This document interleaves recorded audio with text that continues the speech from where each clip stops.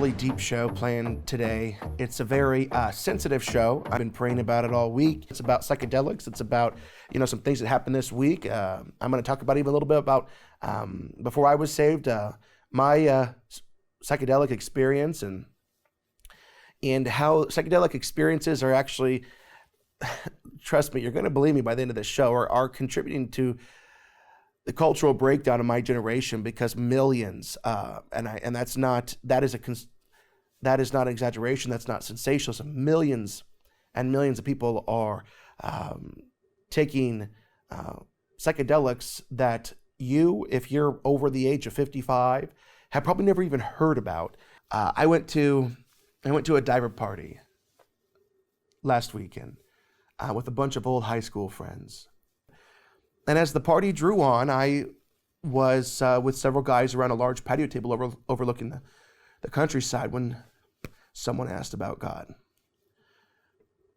What then happened after that was a very deep 2-hour discussion on God, on the gospel of Jesus Christ, on salvation by grace and grace alone. They wanted to bring up a lot of other religions. I started talking about also fallen angels, and psychedelics were brought up, primarily DMT, other times referred to as ayahuasca. And I need to let you know that I hate psychedelics. I hate them with a passion. Whenever I was a junior in high school in 2007, right before I was saved, I had a horrible psychedelic experience, and it convinced me in those moments that the God of this world, that the majority of the people in my country and throughout the world, the biggest religion being Christianity, that the Christian God is not real, and that he's simply the God of this world, but that there's billions of other worlds where he's not the God of. This is simply just, it's all make-believe. Everything is almost essentially a simulation, right? So the experience that people who take DMT have, where they're when we're going to talk about it, where they're blasted off and they have these encounters with these intelligent beings, they describe them as being more real than even their real life. That's right. Is that the experience that you had, where it felt more real than reality? I so desperately wanted to go and wake up my dad and tell him everything I had been doing. But I didn't, because my dad wasn't real. He wasn't real. What I just saw was real, and everything else. And that's why it's like, well, I figured it out. Might as well kill myself, get a clean slate, and go to the next world without having this hidden knowledge, so it's not such a burden on me for the rest of my life. That's why I hate psychedelics. I hate them. I was sitting around a table with some of the people that were closest to me before. Whenever you take smoked DMT, or for those that have actually drank ayahuasca, which DMT is essentially the same thing as ayahuasca, and 5 people have sit around and take it, they're going to have an insanely similar experience. Going to the same places, if they really get to the final, they call it blasting off, if you really get to the final zone of that, they all see the same things, they all talk to the same spirit entities, and at the very end, so many of them have a experience with who they see as God. They literally think they're speaking to God. One of my dear friends, told me, and I knew this, and it's a story I've heard so many times. And he told me one time, he said, Zach, I met God. God's a woman. And I said, listen, buddy, I got to ask you, because I couldn't say anything that they couldn't refute because of the age of postmodernism. And I said, buddy, if I could show you something in the Word of God right now that would contradict what you just said, would you still believe what you just said, even though it's been proven otherwise right here in the Word? And he said, I just couldn't believe it. I'd have to believe my own experiences. And that was it. I went there with a Christian friend of mine, Michael, my cousin. And I said, at this point in time, the only thing that is going to get through to some of those guys is legitimately a revelation of Jesus Christ. Yeah. Sometimes Paul in the New Testament They'd go and minister the gospel, and entire households would just become saved. Other times, like Paul, that wasn't good enough. Jesus literally had to appear to Paul on the road to Damascus. And so many people that have had these horrific demonic, and they don't know it's demonic. They think it's real experiences. It is where does DMT, where does ayahuasca come from? I want to get to that. First off, I want to say this as well. All that I found out later as I went on in life is that spirit entity in outer space, all it was repackaged Eastern mysticism. Essentially, what he showed me was Hinduism. In many regards, he showed me Hinduism. Yeah. And that's all it is. It's the same old tricks. So where does DMT, where does ayahuasca come from? And what does it do to people? First off, Andrew, is it not like a salvation experience? It is. We were talking about this the other day, and I said, I found some research that 50% of people who are Christian came into the faith by the age of 13. 94% of people who are self-professing Christians came into the faith by the time that they were 18, which means if you're a grown adult and you come to the faith, likely what has happened is a supernatural experience that has so convinced you that it has completely flipped your worldview upside down. And that's what these people have experienced. They've experienced a supernatural experience that is more real and more convincing than anything that they have ever heard or seen in their lives. Yes, and it's a false salvation experience. And you are actually going to hear someone in just a few minutes literally give their testimony, a testimony on how Mother Ayahuasca saved him. And it's rooted in deception. But DMT, so DMT, it's the most powerful psychedelic known to man. It's called DMT or ayahuasca, or sometimes it's referred to as the spirit molecule. I believe that the use of ayahuasca was taught by fallen angels and their offspring. These beings taught forbidden knowledge and secrets of the universe to humans to open up their minds. Now, you got to understand that I actually have an article here. Let me just click on it. It says millions in America. Okay, here we go. Here's the article. It says millions of Americans are now smoking DMT, and the number is growing. So these experiences that we just talked about, the experiences that we talked about last week on last week's program, that I had, that my friends have had, this is not unique. Okay, this is, like I said on last week's show, if it's the most powerful psychedelic in the world, and I believe it was taught to mankind on how to use it by fallen angels, because you all take five people take, mushrooms, different experiences. Whenever they all take DMT, or they would all literally have a shaman and they would drink ayahuasca and have a 4-hour to 12-hour trip together, they're all going to be going to the same place, the same reality, the same location in this false reality. That's why we know it literally is, what they're seeing is real, but it is evil, and it's masquerading as light, just like Satan did and still does. But something you need to know, Grandma, is that this isn't like, millions of kids are smoking weed. No, that's not what DMT is like. Yeah. Most people that smoke DMT do it one time in their entire life. It is not a recreational drug. It is a one-time, epic, demonically epic experience that forever changes them, that forever molds their worldview, their ego, I'm not talking about ego like in a bad way, but like their ego of what we know as self ceases to exist in these experiences, and you come back and you have a new look on, they actually have to, a lot of them come back and they have to remember, because they cease to exist in those moments. Where am I? I'm on Earth. What is Earth? Earth is a planet. What? Hands. Oh, I'm a human. Like they literally cease to exist. And they come back and they have to relearn. It's a false born again experience. And millions of Americans, this is alter culture, are now smoking DMT, and more are doing it every single year. So whenever you see these young people marching for causes that are so demonic, but yet they view themselves They don't view themselves as demonic. They view themselves as idealists, as purists, as fighting for the real, true cause. But they're misguided. Many of them burn down buildings. They deface, good things. How? What is wrong with this generation? Well, it's because of the universities. It's because of, postmodernism. It's because of all of those things attribute. But I would say that the number one, for sure in the top three, but possibly the number one, because whenever we view postmodernism, we're like, that doesn't even make any sense. How can we say there's 28 sexes? Like most people would just look at it and be like, that doesn't make sense, unless their worldview has been changed so radically that it does make sense to them, and it makes more sense than it not making sense.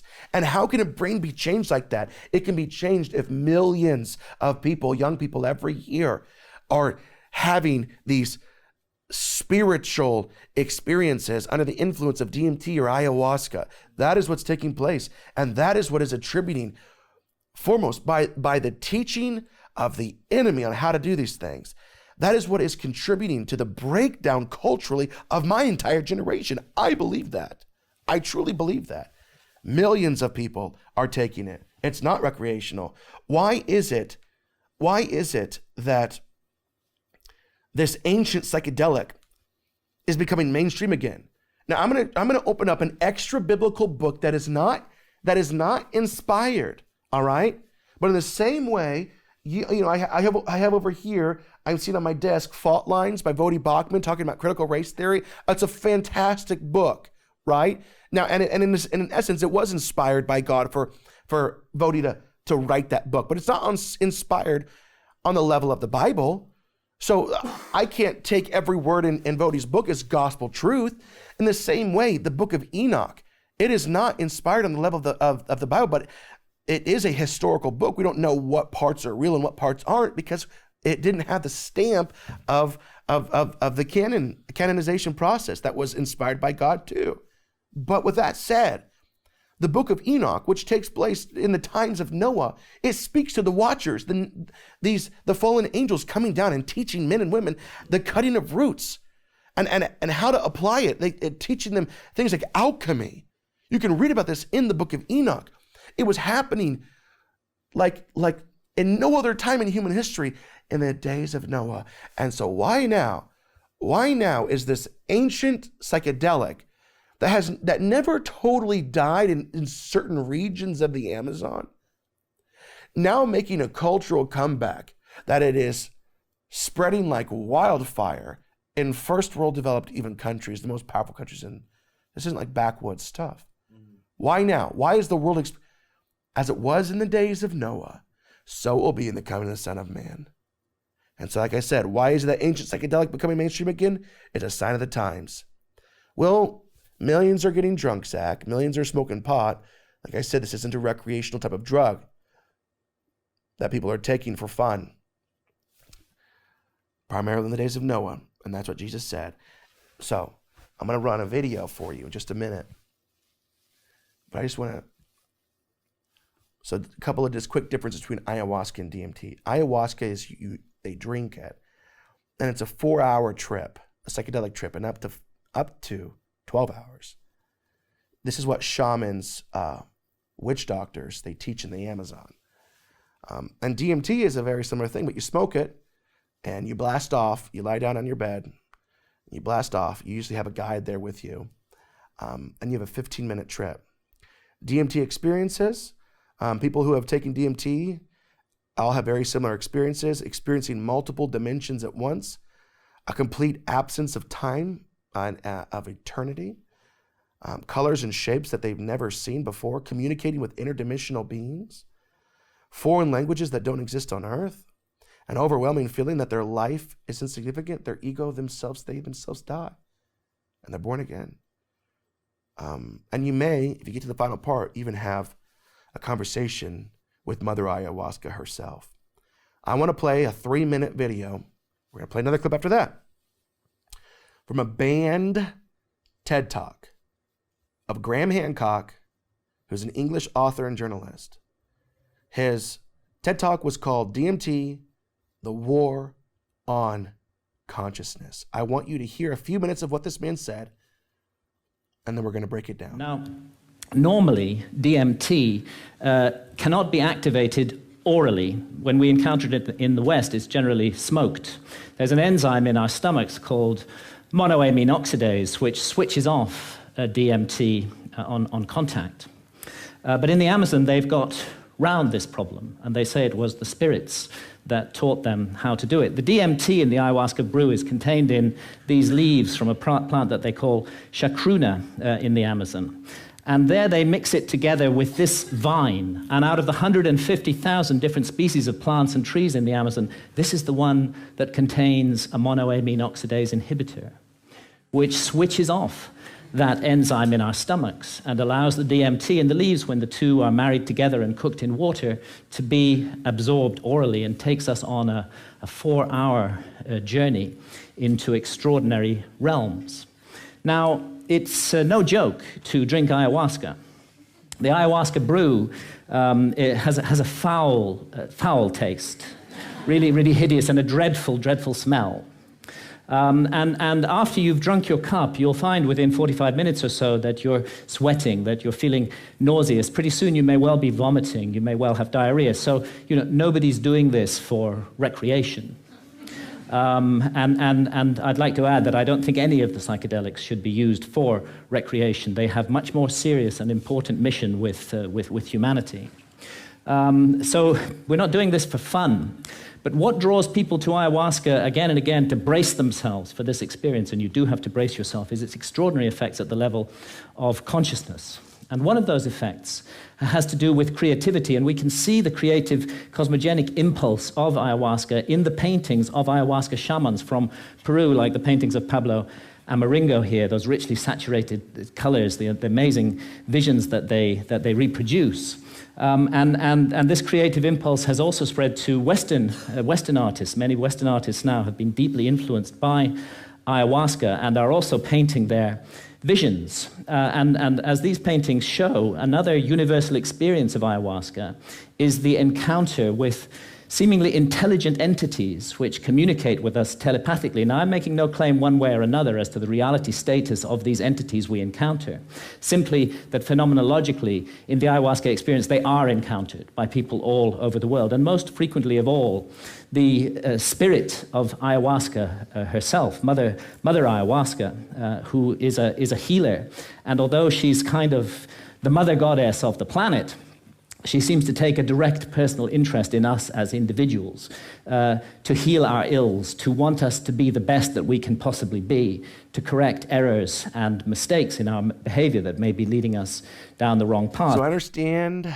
what he said there. He said that there is an enzyme that we have in our stomach naturally as humans that turns off that type of reaction from DMT when taking it orally. But did you hear what he said? He said the shamans say that the spirits told them how to get around this. All right, well, now that just took a little different turn. So the shamans get the DMT from a particular kind of leaf. So it's just a particular kind of leaf in the Amazon. And they pair it with a certain vine. So out of the 150,000 different types of species of plants in the Amazon, this is the only one that turns off those enzymes in the stomach. So it literally is this one specific leaf paired with, out of the 150,000 species of plants in the Amazon, with this vine, it's the only one that turns off those enzymes in the stomach so that you can trip on ayahuasca. What are the odds? Exactly. What The are the odds that they statistical. found that? Yeah. The statistical probability of that. And that's why the shamans say that the spirits told them how to get around this. Do you believe that? I do. I absolutely believe that. And they do this, and then the fallen angels reveal themselves to them. You see, in the book of Enoch, which is, like I said, I don't need to say it again, it's an extra biblical book. So take it with a grain of salt, but it does say this. In Enoch chapter 7, verses 1 through 8, and and 3 and 19:1 says this. And Azazel, which is the watcher, which is the fallen angel, taught the people the art of making swords and knives and shields and breastplates and alchemy. I'm reminded of like my choosing my children things. It's like you have a dolphin, a goldfish, a stingray, and then a dinosaur. Which one doesn't fit, right? So it's teaching them how to, make things like swords and knives and shields, breastplates, alchemy. Yeah. Okay. Wait, what was that one? Go back to that one. Swords, shields, and breastplates. Alchemy. Before that. Alchemy. So alchemy, or literally transmutation. Ancient Ethiopian commentators explain this phrases as changing a man into a horse or a mule or vice versa. Okay, so that's pretty radical stuff, okay? It also talks about in Enoch chapter 7 something interesting that I believe is talking about ayahuasca. I really do. It says in 7:1, and they taught them, the watchers taught them charms and spells. So they're categorizing charms and spells in the cutting of roots and trees. Yep. And this is interesting when you realize that in scripture, when it talks about witchcraft, the Greek word that actually uses the word pharmakia, which is where we get the word pharmacy from, and it's talking specifically about using drugs or medicines, how they would classify it, to interact with the spiritual realm, to interact with other dimensions and other spiritual beings. That's right. And so the cutting of roots and trees, that is what takes place with ayahuasca. He also said in the clip, another universal experience of ayahuasca is the encounter with intelligent entities which communicate with us telepathically. And most frequently of all, the spirit of ayahuasca, Mother Ayahuasca, who is the healer. The mother goddess of the planet. She seems to take a direct personal interest in us as individuals, to heal our ills for us to be the best that we can possibly be, to correct errors and mistakes in our behavior that may be leading us down the wrong path. Let that sink in, what he just said. Let that sink in. This is at a TED Talk, And I do believe, that marijuana being legalized recreationally isn't a good thing. I do not believe it's a good thing. And I believe it's setting the stage for something far more sinister, mass deception through psychedelics. Mm-hmm. It is getting people used to a different state of consciousness. And what is being done to legalize psychedelics right now? I'm going to play another clip in just a minute. Some people say legalization of psychedelics. Well, that's never going to happen, Zach. 15 years ago, as far as a moral issue, you would have said, before, because things really started changing. I'm not just, and obviously I don't have to say I'm not a fan of Obama, but it's not just because I'm not a fan of Obama that I'm saying this. If this would have been before 2008, even the ideas of postmodernism, this is all new to us. Things so changed in America while Obama was president. But if you go back 15 years ago or any time in American history before Obama was president, and you would have said that the LGBT world would be like it is, or that it would be legalized marriage in America, you would have said absolutely not. Or that children are getting hormone blockers to prepare them to transition into a different sex. Yeah, exactly. Nobody would believe that. Yeah. Or even 15 or 20 years ago that you would have said, pot is going to be legalized, you would have said, no, it's just not going to happen. And so I'm telling you right now that legalization of psychedelics is going to happen. There is an article that you have talking about right now, California is wanting to legalize psychedelics. And it's called Bill Moves Forward that will legalize psychedelic drugs in California. Yep, and this is what the article says. 8 years ago, Colorado citizens, tired of the war on drugs and wise to the near limitless. Oh, just to preface this is a this article is very pro decriminalizing drugs. So this is not necessarily our view. 8 years ago, Colorado citizens, tired of the war on drugs and wise to the near limitless benefits of cannabis, made U.S. history by voting to legalize recreational marijuana. Then, in 2019, this state once again placed themselves on the right side of history as they voted to decriminalize magic mushrooms. But this was just the beginning, and their momentum is spreading faster and stronger toward decriminalizing all plant-based psychedelics. Then, this year, the state of Oregon decriminalized all drugs. That's wild. Yeah, it is. Now, And actually, here, just real quick, here's 2 headlines, put them on the screen. Oregon's pioneering drug decriminalization experiment is now facing the hard test. Here's another one. What decriminalizing all drugs mean for Oregon? So yeah, I mean, a lot of people don't know that they did that. Keep going. crazy. Now, another state is following suit, but not just with psilocybin. A bill in California is moving forward with a legalization measure for other psychedelics like mescaline, cacti, ayahuasca, and Ibogaine. ibogaine. Yeah, which ibogaine is similar to ayahuasca. Ayahuasca, you can have up to a 12-hour psychedelic experience. I guess on ibogaine, you can have up to a 36-hour. Yeah. So anyway, so it's gonna be legalized, and we're gonna get back to that in just a second. So what can we expect next? Listen, you can expect the pitch for legalization of psychedelics throughout the country.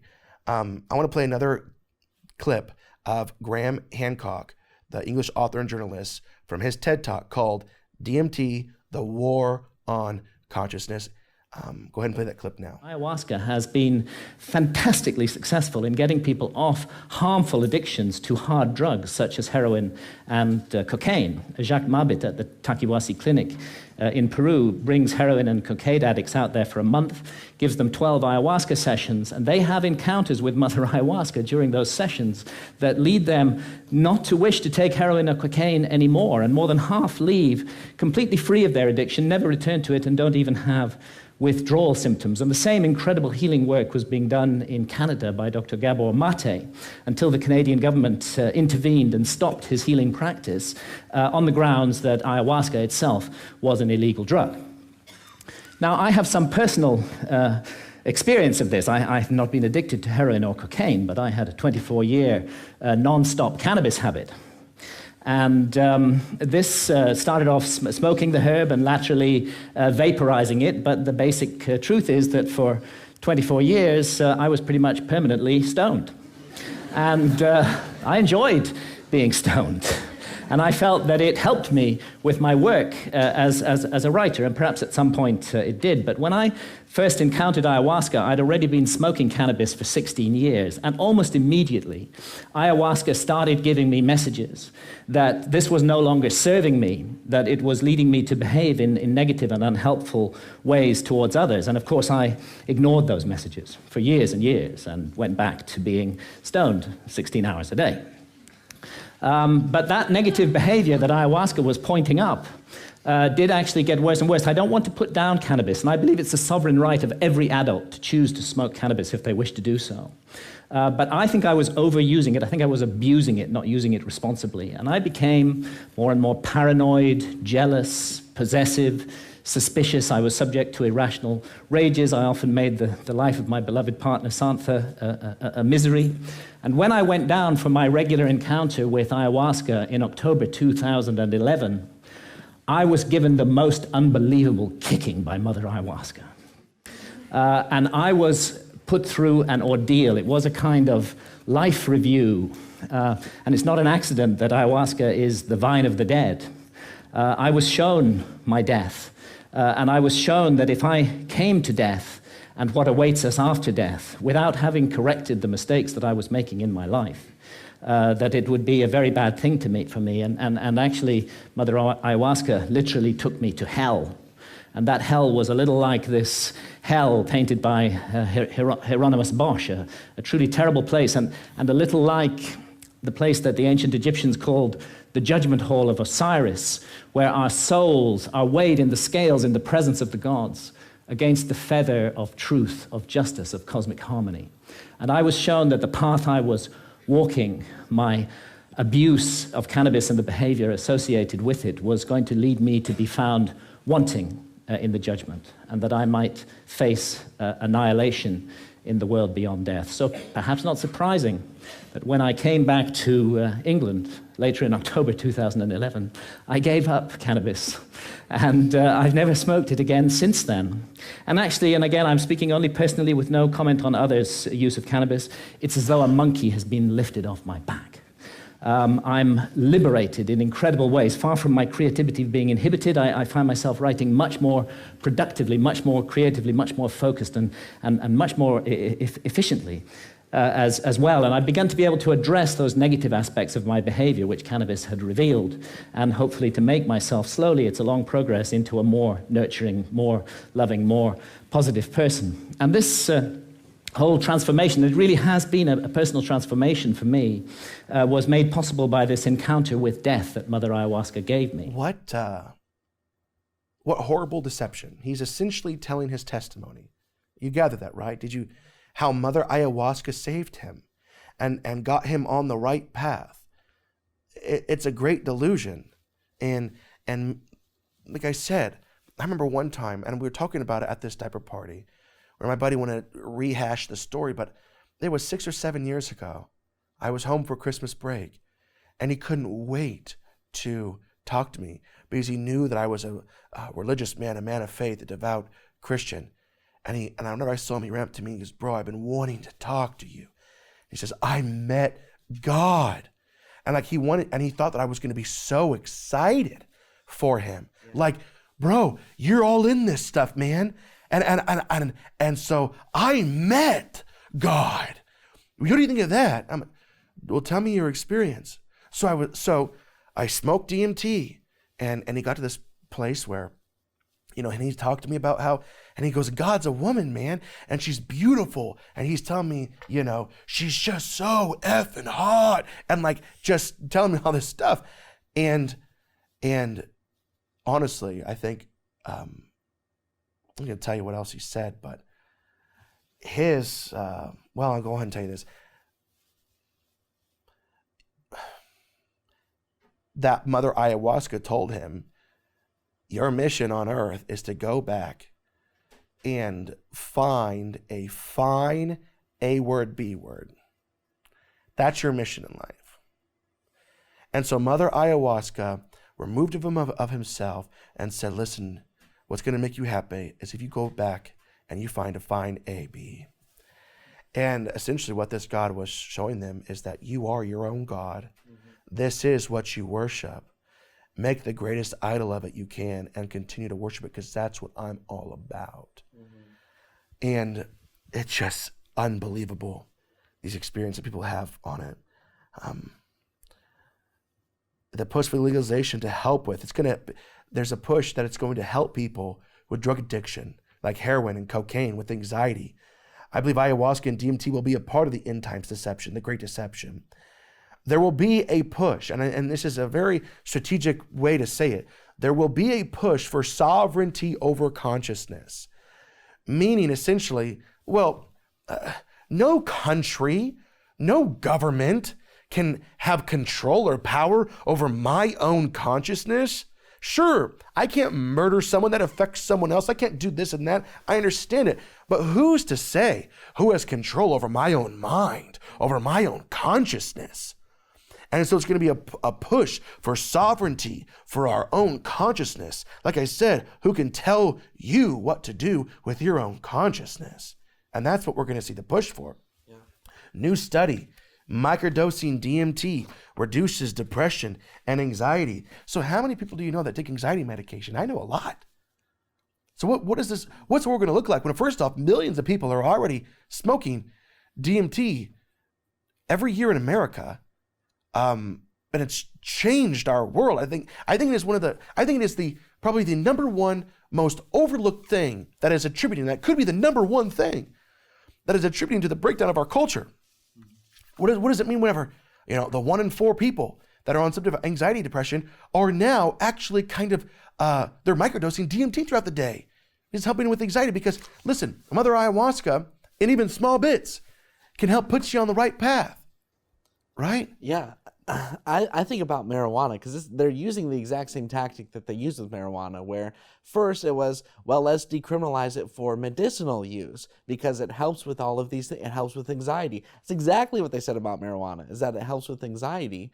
And now look at it. I mean, in Illinois, where we live right now, it's decriminalized. In Michigan, where I come from, you cannot drive, 2 miles without seeing a billboard for a marijuana shop in Michigan. It has just completely taken over. That's exactly the path that they're taking with psychedelics. New Atlas, short-acting psychedelic offers promising new treatment pathway for depression and anxiety. A new survey into the antidepressant qualities of a short-term acting psychedelic has reported extraordinarily positive improvements in well-being. The research, because you know what? Satan doesn't care. Satan doesn't care. Satan will give you relief from your pain. He promised Jesus the kingdoms of the world if you would just bow down and worship me. He'll remove your depression to get that open gateway into your heart, right? So it probably does help with anxiety and depression, and it masks it with something else that's false. Psychedelic Indiana Jones drug experiment claims LSD, mushrooms, and MDMA to be made legal. It says here it could be, scientist David Luke, senior lecturer in psychology at the University of Greenwich, which spent years investigating the effects of psychedelic drugs, and believes some, I just had this image of this professor who's been studying and investigating the effects of psychedelic drugs. Whatever he looks like. I don't need your grant money. I got this on my own, dog. Yeah. Anyway, investigating psychedelic effects and believes some may hold the key to curing a number of diseases. He thinks drugs like MDA, which is a pure form of ecstasy, and psilocybin from magic mushrooms will be legalized. Research has been carried out at Johns Hopkins University. It's such a huge thing in the U.S., testing out MDA as a cure for post-traumatic stress disorder. We've talked about that on the show before, so I'm not going to spend a lot of time on it, but just let that sink in, okay? This is Johns Hopkins, and they're already experimenting using MDMA on people that have PTSD. They're also using magic mushrooms to treat depression in controlled environments using humans as the guinea pigs at Johns Hopkins University. It could be in the next 10 to 20 years when we see the drugs licensed and reclassified. Prohibition leads to black markets. We need a medical, not criminal approach to drug use. Let's see, is there another one? Blindness miracle cure. Experts in huge breakthrough with God molecule psychedelic drug. Mind-altering psychedelic drug may be able to give blind people the ability to form mental images again by stimulating the so-called God molecule. Listen, it is a sign of the times. It is, I'm going to end with this. It is, once again, by no accident that this ancient psychedelic that was running rampant before the flood in Noah's time is making a worldwide comeback. Jesus says, as it was in the days of Noah, so it'll be in the coming of the Son of Man. And this is just another sign of the times that we know that the Lord's coming is near. So what that means is, yes, we know the days that we're living in. It proves the testimony of the word that has stood the test of time, that these things are happening and the Bible is real. But what that means is that you need to get your heart right with Jesus. Is there anything in your heart that is blocking God in your life that you need to repent of? Repent of it. Get your heart right with Jesus and get into the Word. I try to say it almost every show. Get into the Word on a daily basis. You know, man does not live on bread alone, but on every word that comes from the mouth of God. That is our spiritual sustenance. That is how we keep going in the spirit world, by consuming the Word of God and spending time with Jesus. Hey, that's all for today's show. We'll see you next week.